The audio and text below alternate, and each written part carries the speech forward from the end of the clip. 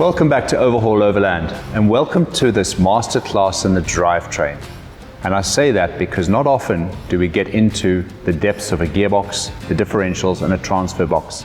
And Aleric from Cape Transmissions is going to take us step by step through this process.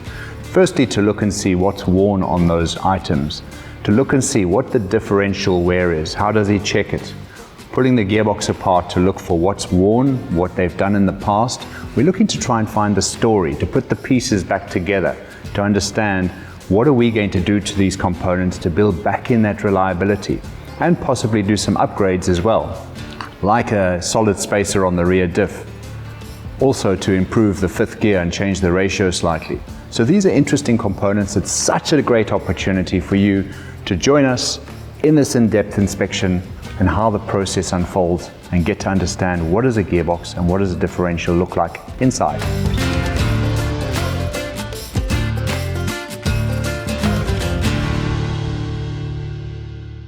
So Aleric, Cape Transmissions has been going for a long time, and you've seen a lot of different components come through. So this is not new to you, I'm very sure. Not at all. But tell me, on what are you going to look at and how do you approach the two diffs we've got here, the front differential, the rear differential, and then of course it's brought here to rebuild them.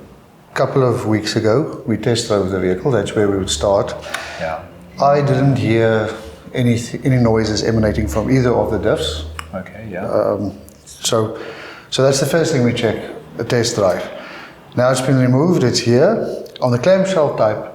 This is the clamshell type. Yes, do you want to explain what that is? This is the front one. It's fairly unique. Not many vehicles use them. It splits in two halves, right in the middle here, like a clam, like the name would suggest. Yes.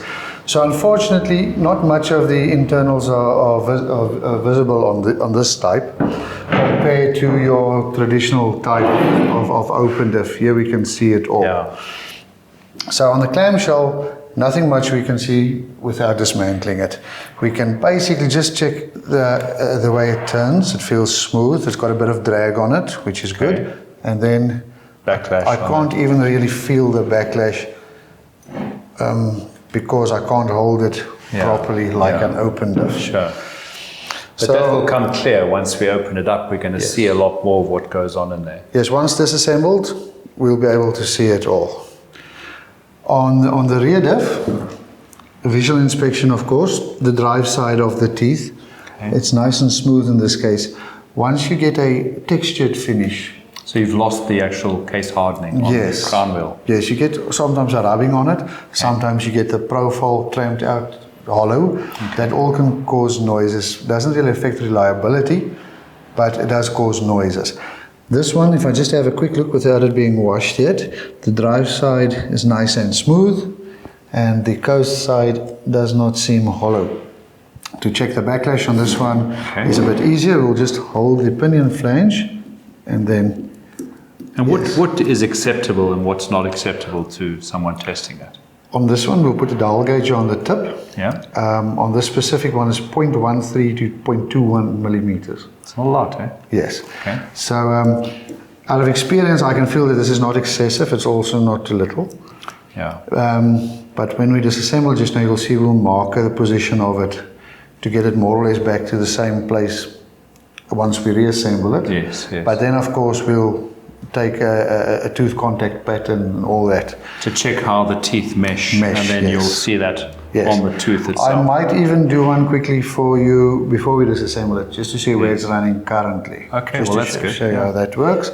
And then of course, not much else we can check. Stripping and visual inspection is the way to go. We'll get it washed, inspected properly.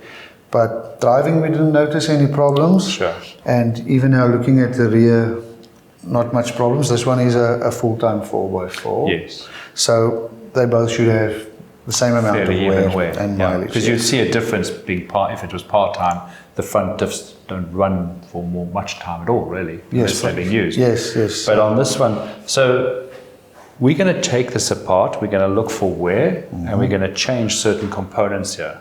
Yes. And what are the key things that you look to change? Wearable items to start with, bearings of course, and oil seals. It has a collapsible spacer between the two pinion bearings where we set the pinion bearing preload. Always gets changed. Yeah. No question about that one.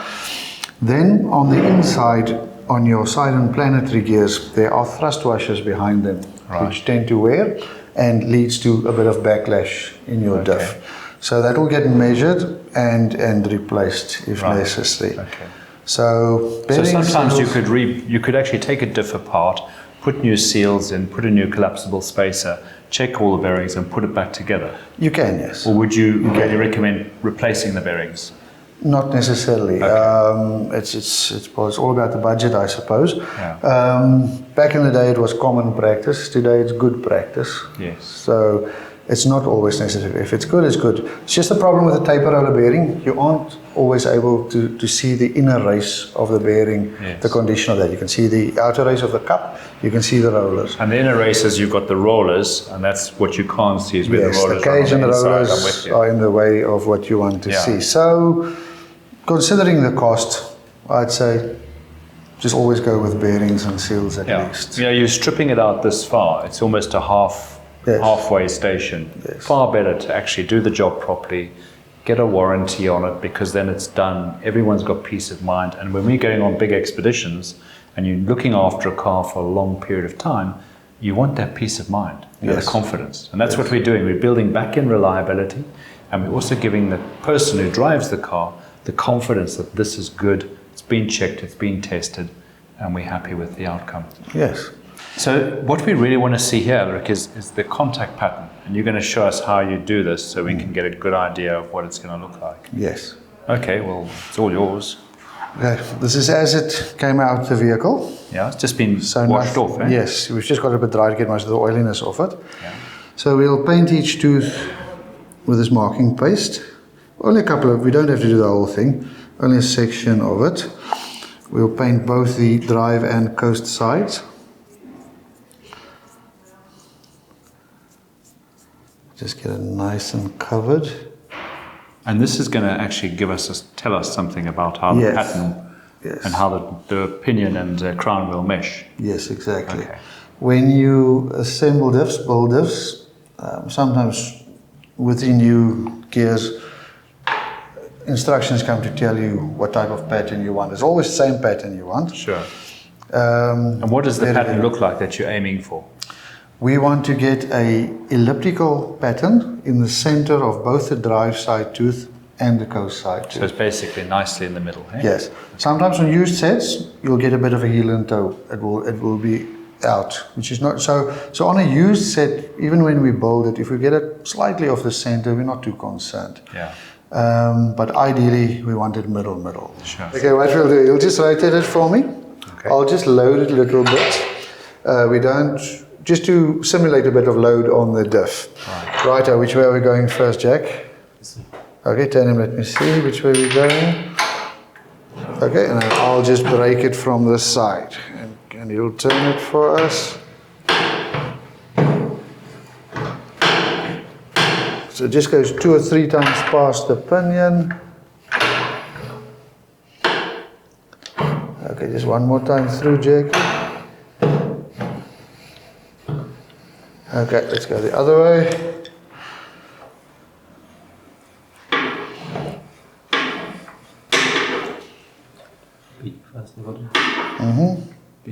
Too tight, okay.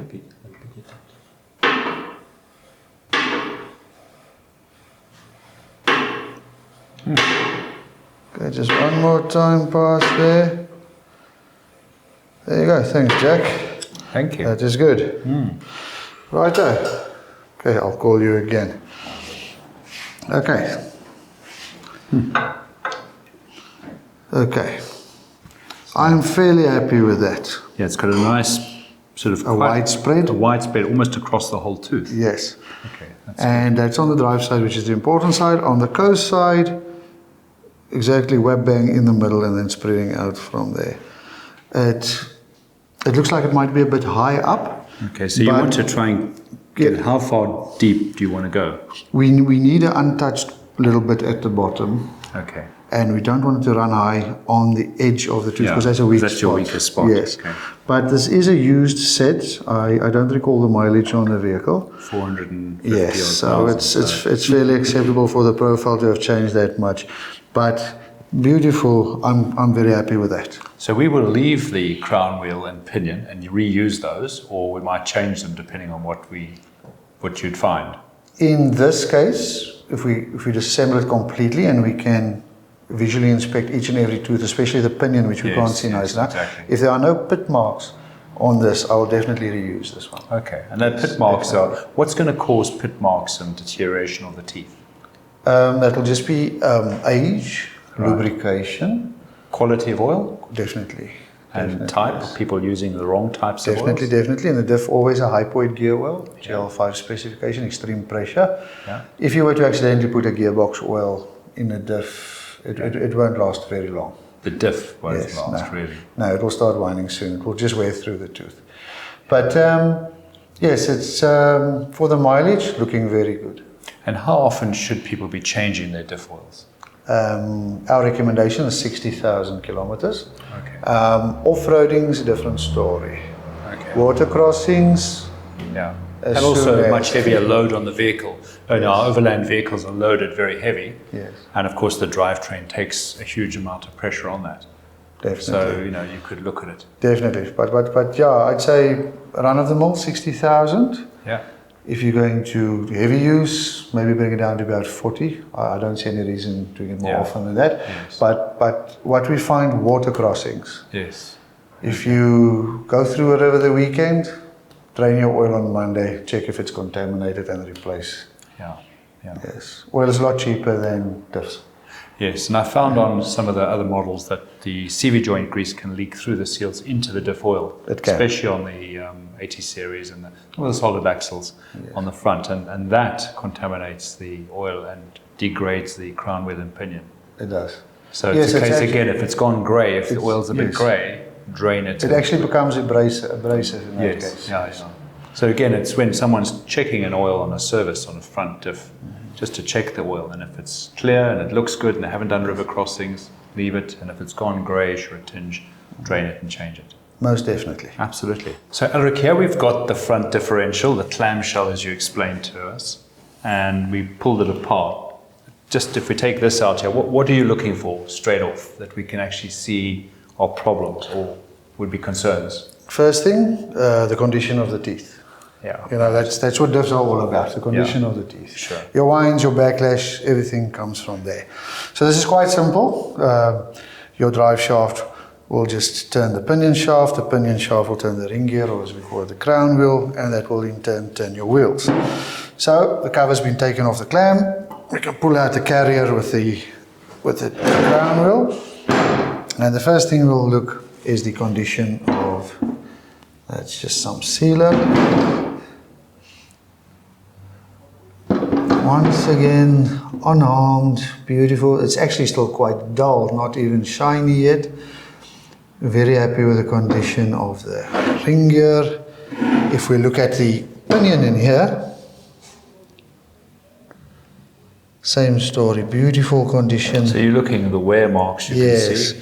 No pit marks. Okay. Just the general texture of the tooth. If it gets a funny rubbing texture, like metal transfer, we've got problems. Yeah. So would you see that as like a dullness or a You'll actually see little lines on it. Oh, really? Okay. Yes, on the actual tooth of on the the tooth, yeah. Okay. You'll definitely see it. But in this case, beautiful. The pinion turns freely. Yeah. I don't feel any roughness on the bearing. But we'll still take this out, put new seal in. Yes. Yeah. And then there's a collapsible space in here. And pinion oil seal, two pinion bearings and two carrier bearings. It comes in the kit. Okay. Good practice. Yes. And then inside here, checking small inside gears. We have our side and planetary gears. Also somewhere where backlash can come from. Yep. Same story. General condition of the teeth. Check for pit marks, broken teeth. Often here you'll see little chips. Right. But and what's going to cause a chip on a tooth like that?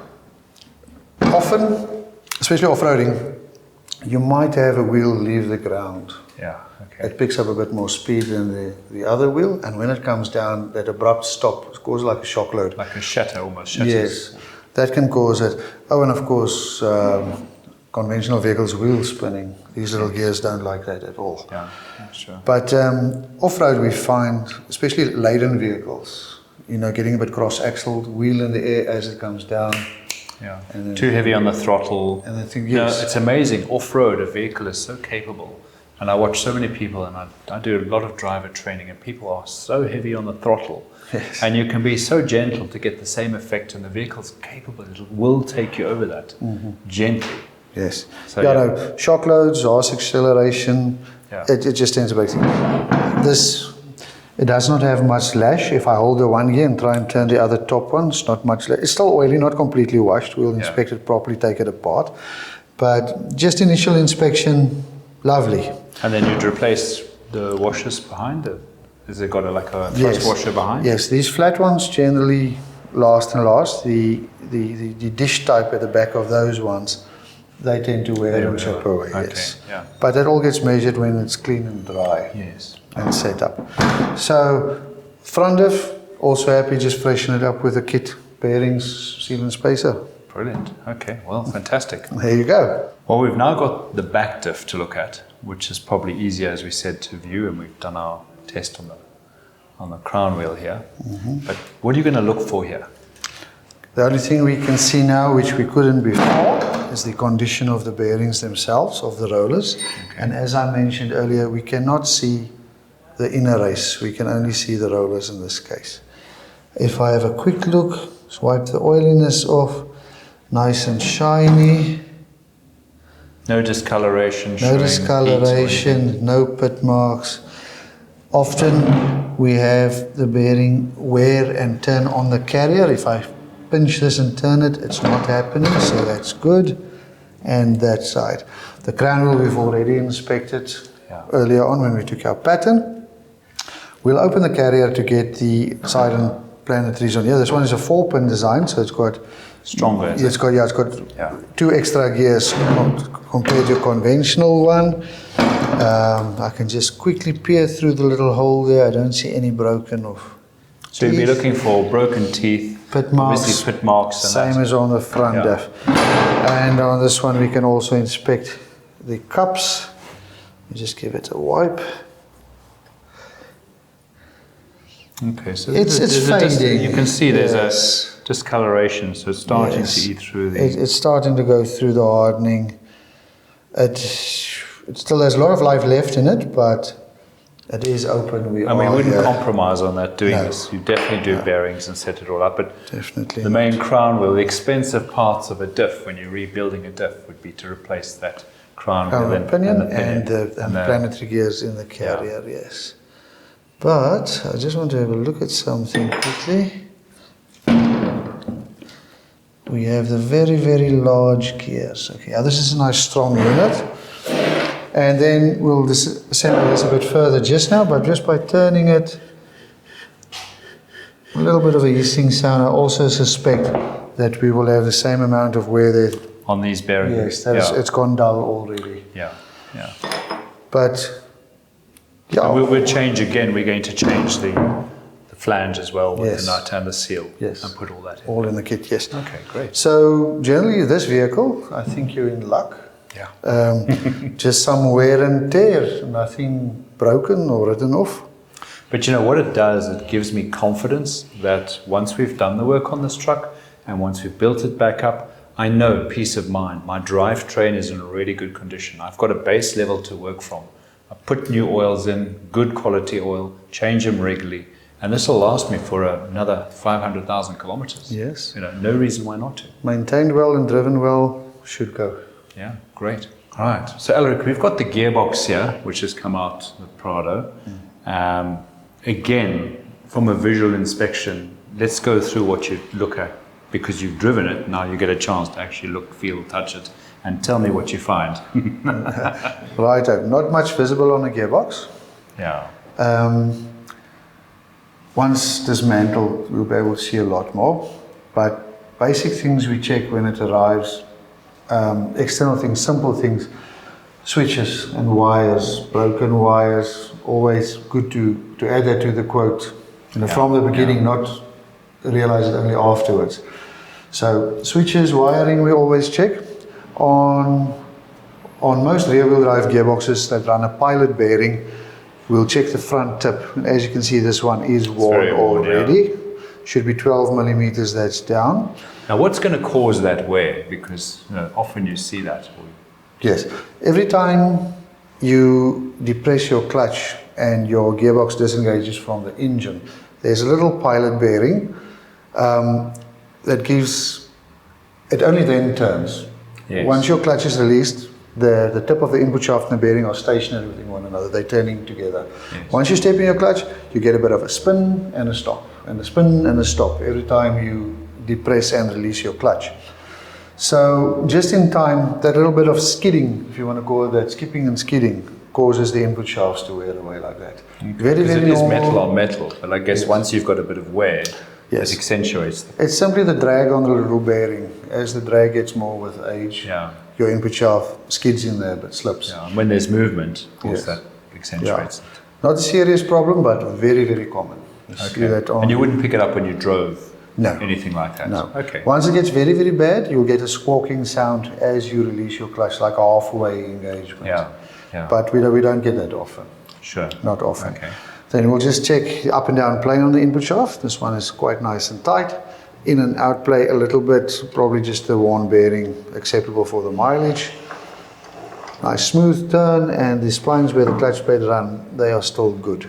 So this one, the only wear would be the tip where the spigot bearing goes. And that you'd have to change that shaft to repair it. You're not going to... It can be sleeved. Can be sleeved. It can be sleeved. We use a hardened bearing inner ring, which is commercially available. Okay. It saves a lot of money. Keeps the costs down. Yeah. And that's always understanding where the compromise lies. Yes. If someone said, well, I'd do that to save the money, but it's not a compromise on the reliability of the box, is what we're saying. Not at all. Not at all. Your input shaft, which is this one, and your cluster gear are the two hardest working gears in a gearbox. Yes. Yeah. So they are the ones that whine. Right. So in this case, we didn't notice any whines while driving the vehicle, so we'll probably end up reusing these ones. Yes. We'll see. We'll see when it's done. Sure. And then moving further back. Yes, this section is your gearbox from here to here. Obviously, your 5-speed gear lever goes in there. From here to here is your transfer case with your 4-wheel drive lever, high-low range center diff lock in there. Yeah. We'll part it here. Just put the transfer case aside for the time being and strip this one. The only thing we can check here, they sometimes develop a bit of play on the flanges like this one does have. There you can see it. I'm holding and the that's on the spline itself? Yes, on the spline. Yeah. More than likely just the flange that is worn. Yes. It is the softer metal of the two. Okay. And in the back, strangely enough, not. Now what's interesting, when we took this off, we did find oil that come through this, seeping through this. So that seal's leaking past or over past the splines. Past the splines. Yes. So that's quite common as well. Yes. Not always found. But not always found. Sometimes just the seal between your prop shaft flange and the transfer case flange seals it off so well the oil doesn't actually come out. So it's fine. It's not going to cause a problem because you're not losing oil. It's, once the oil is contained. Not at all. And this also, it's not anything critical. Sure. You won't get stuck. It might add a bit of goof to your driving. Sure, yeah. But yeah, this one is a bit bad. I wouldn't want to reuse this one. And this is chain driven? Chain driven. Yeah. We'll open it up for you just now and you can have a look at that. Yeah, so from the outside, that's all we can check. Also another common thing on these specific gearboxes, these casings love to crack by the oil filler plugs. People over tighten them. Yeah. So as we strip, we also always inspect the threads of the filler plugs. And is that often because I know people don't change those washers. Yes. They reuse the old ones. Yes. So when it comes to tightening it, they want to make sure it's extra tight. You've already compressed that aluminium washer. It's also, how tight is tight enough. People doubt the tightness and they give it a bit more and a bit more and they crack. And I've also on some of the, when I do it, I often put a blob of Sicko or something, or silicone, just to seal it or mark it with something. Yeah. So if you're doing your visual inspections, you can notice that. Yes. Yeah, you will see if something's loose, but you don't want it too loose, and then you've lost the plug and Yes. the oil. Yes. Yeah. So Okay. strong product. Yeah. Strong enough product. The R box used in many Toyotas. Yeah. So yeah, let's get it pulled apart and see what we see on the inside. Fantastic.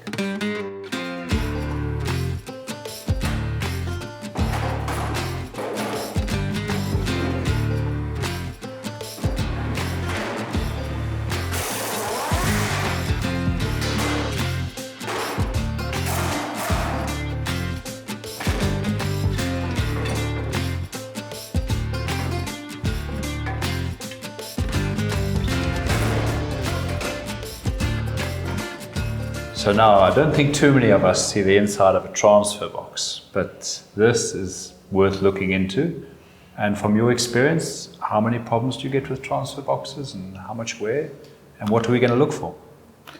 This particular one, fairly bulletproof. Really? We seldom need to repair anything on them. I've had them fail when people put a vehicle like this all-time, full-time 4x4 on a two-wheel drive dyno. Yeah. Yeah. Then they simply shatter. Yeah. But that's nothing due to the quality of the product. For normal use, they last forever, these ones. I have next to zero issues with these ones. But pulling it apart, we're looking for certain challenges or any problems that you might find. Yes. Stretched chains on chain-driven transfer cases can be an issue on some vehicles. I haven't really had it on this one ever, I think. It's a nice big fat Morse chain. When these are centralized in the other casing, it will pull tight a bit more. So we basically just check for slack in the chain. Okay. Generally when they are worn, they just flop about, they're really loose. Yes. Yeah. And you can move them about a lot, but this one, if I pull it tight like that, you know, that little bit of movement is nothing. Yes. They hardly ever fail.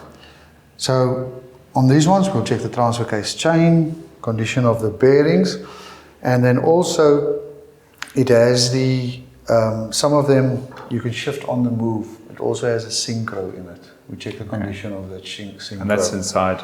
Inside, yeah. We'll pull this further down and get it clean and show you. Right in the front, we have a planetary gear system for the high and low range. Right. With a planetary gear, you can achieve a lower gear ratio of low range than, for instance, a gear-driven one. So that's the reason for the planetary gear. These ones have a very, very slow low range. Yeah. So there's a planetary in the front for high and low range. Then it has another planetary just further back for the center diff lock, being an all-time four-wheel drive. Sure, yeah. Also planetary. On those planetaries, you'll see when it's disassembled, it is very, very fine-toothed, small little gears. You can barely believe that they can take the punch, but they do. So this is a very good transfer case, Steve. Planetary gear, chain-driven ones. We have next to no issues with them.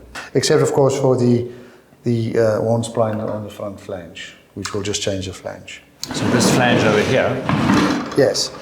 So obviously you can see that now it's turning your front prop shaft to your front wheels. Yeah. If I were to hold the gear at the back, you can see there's wear on the spline there. It will just get worse and worse and worse and eventually. And that's very much, this is likely just to be this flange, yeah, being yes. a softer metal that the actual flange is worn. Yes. And then taking the nut off, this is where I cringe, but I've seen people reuse nuts. Yeah. And you should never ever do that. But yeah, take it off and put new. It's a complete kit, new flange, new seal. Yes. Great.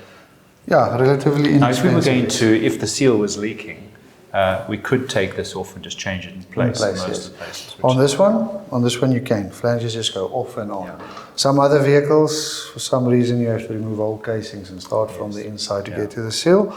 This particular model, easy peasy, just off with the flanges, in with the seals and back on.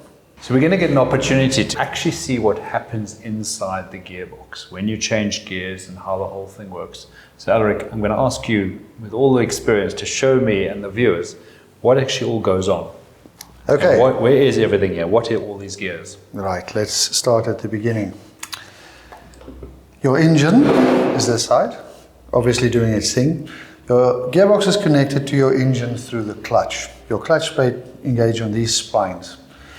So what most people don't even realize, even just idling at a stop street, in neutral foot, with your foot off the clutch. Yeah. This, even though your vehicle's not moving, this is turning all the while at engine speed. Okay. So this is actually happening. Often we get people asking us, but why is there noise? I'm not moving. Sure. So because it is in fact turning even though you're stationary. And you can see that everything here, your input shaft and your cluster gear or lay shaft, that's moving all the while. Right. All the while. Your output shaft that turns your wheels eventually is stationary. So you see the engine is turning, but the output side, nothing's happening. You're in neutral at the moment. Yeah. You're in neutral. Now, these hubs and sleeves connect all your gears to the output shaft. So ultimately what you want to connect one of your free turning gears to the output shaft, and then your vehicle will move. So as this now, you can see all your gears are moving, but the things that are stationary are your hubs and sleeves and your output shaft. So we need to connect them to one another. And we've got all the different gears we're starting off. Yes. Your input, conventional rear-wheel drive setup. Sure. Your input shaft is your fourth gear. Right. But we'll get together that now.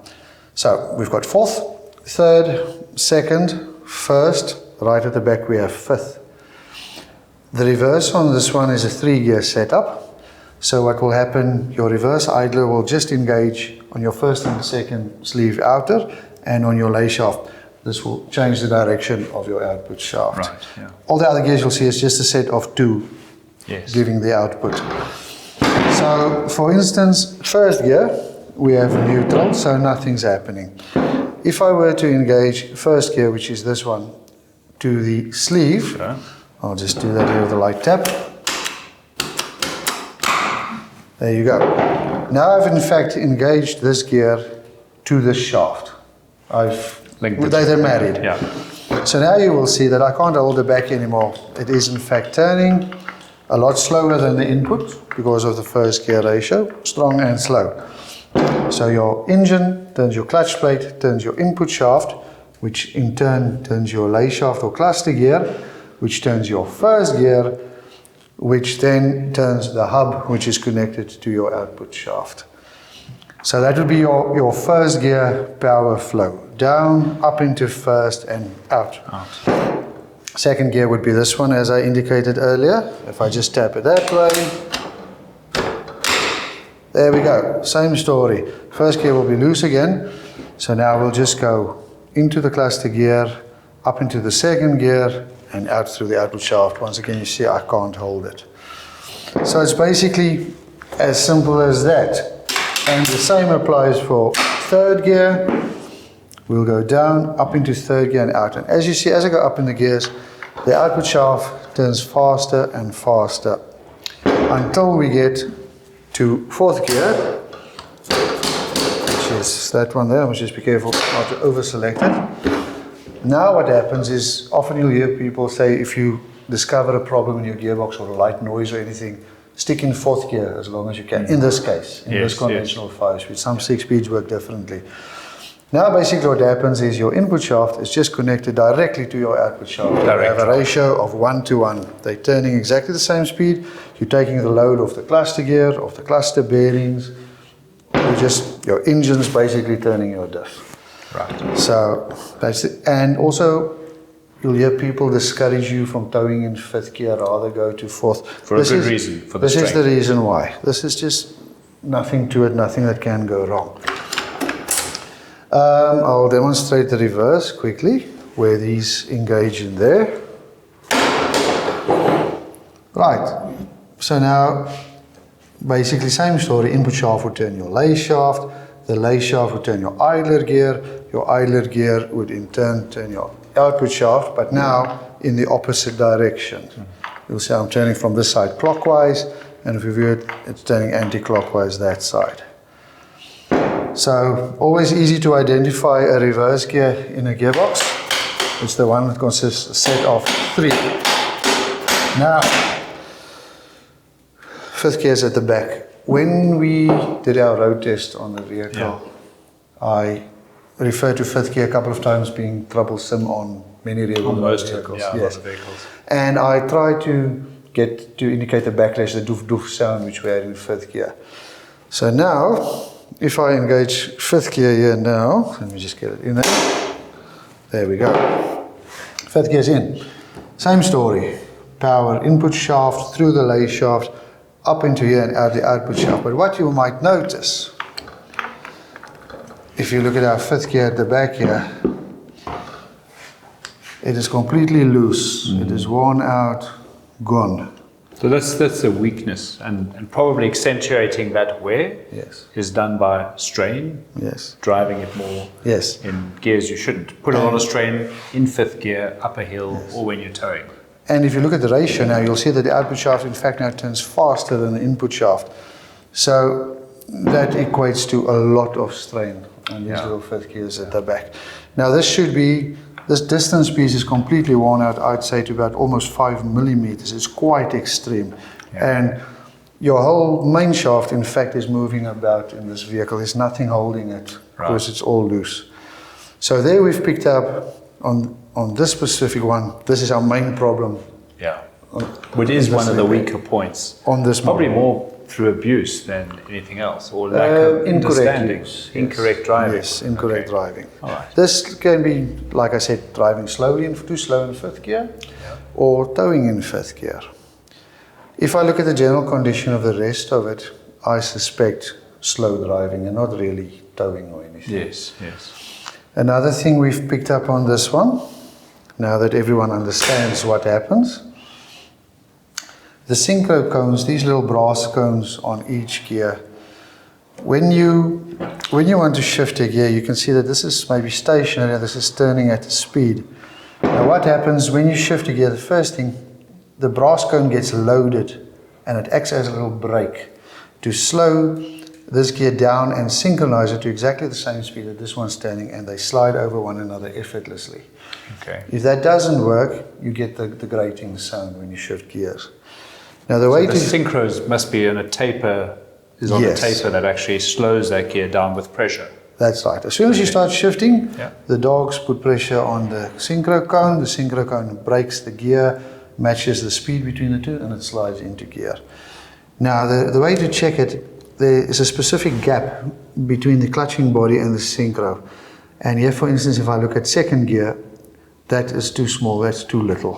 So it's worn away then. That's Okay. worn away. It's Yeah. still functioning fine. We didn't pick up anything with it. No. But now visually, no use putting that back, and in a month or two or 6, it's grating. Yeah. So we have general wear. Bearings go without saying. It's relatively inexpensive. Yeah.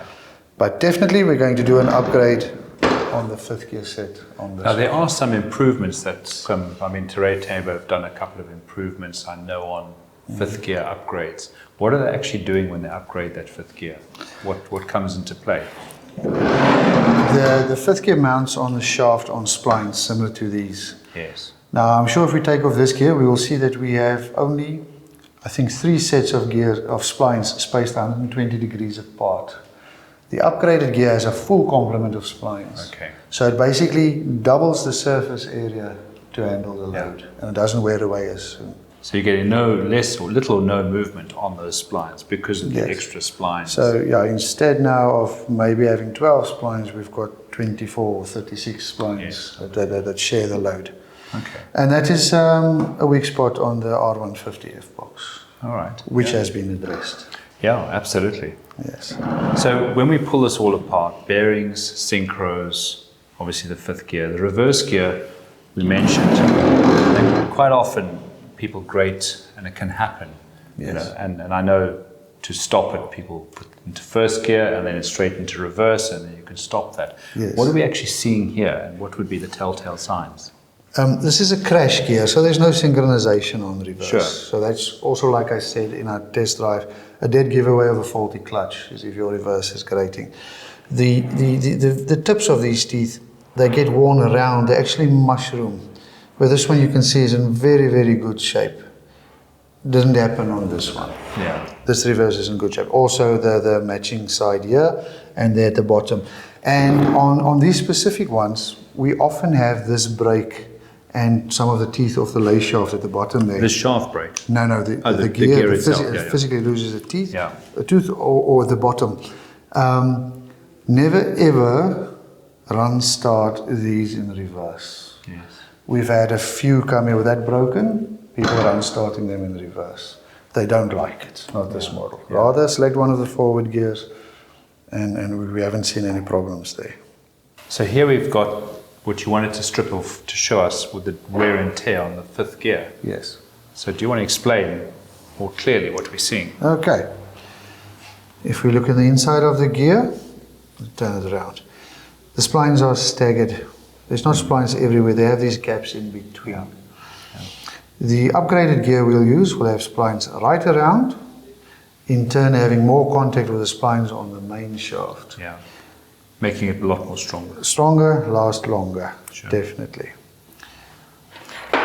The gear at the bottom that was floating about, which I pointed out to you just now, has this thrust washer behind it. And here you can actually see where the washer has worn away. Oh, right, yeah. Yes. And that just causes the whole lot to float about. General wear and tear. So you'd expect that to be on Often. this age? Often on these boxes, Okay. double check these, they are half the time worn away. Right, yeah. Yes.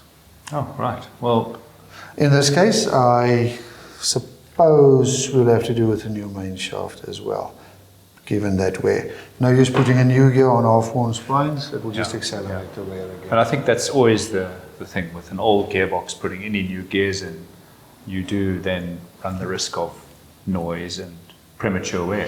Yes, especially if you say, for instance, put an old gear on a new gear. Yeah. Chances are you might have a whine. Yeah, but we play it by ear. These gears are in such good condition. I've got no issue, for instance, putting a new cluster gear to mesh with this 1st, 2nd, or 3rd. Right. 5th gear comes as a set anyway, Okay. so we're going to sort that out nicely.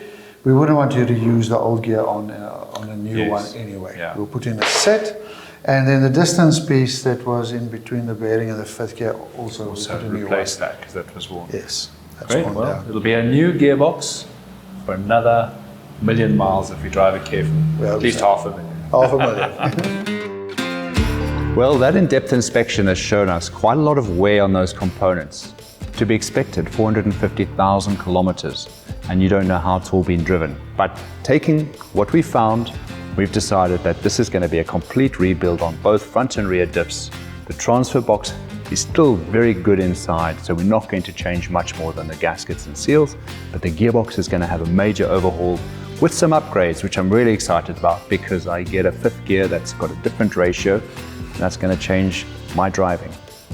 And from here, we're now heading through to Goch and Cooper, and they're going to strip down this engine completely for us to actually take an in-depth look at each of the different components, the bearings, the pistons, the cylinder head, the crankshaft.